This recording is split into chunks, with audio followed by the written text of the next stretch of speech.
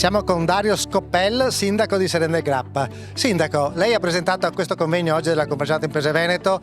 un'esperienza molto originale del vostro comune per risparmiare energia, anzi per riscaldare i luoghi pubblici usando il cippato. Sì, a Serenne Grappa i luoghi pubblici, quindi la scuola, il municipio, il centro servizi, la casa di riposo, vengono scaldati attraverso la caldaia a biomasse che brucia cippato, quindi legno proveniente dai boschi del nostro territorio o comunque dalla provincia di Belluno, quindi comunque con filiera corta. Si tratta della fine di un ciclo, della chiusura di un anello lunga 30 anni, dove dapprima si è valorizzato il bosco attraverso la realizzazione di strade silvopastorali, sono poi nate imprese boschive, quindi tutto un indotto economico, e quindi poi la necessità e anche la voglia di riuscire a scaldare i nostri edifici con il nostro materiale è stata davvero forte. Grazie ad un finanziamento della Regione Veneto e grazie anche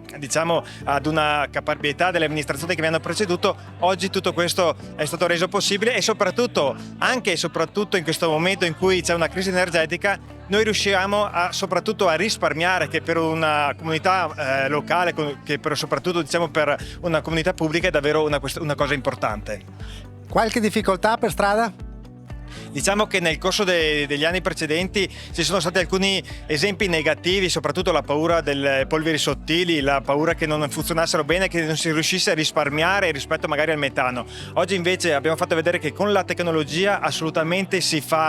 non si producono polveri sottili oltre quello che prevede la norma, anzi molto al di sotto della soglia, e soprattutto si riesce a risparmiare soprattutto ad esempio rispetto al metano e al GPL.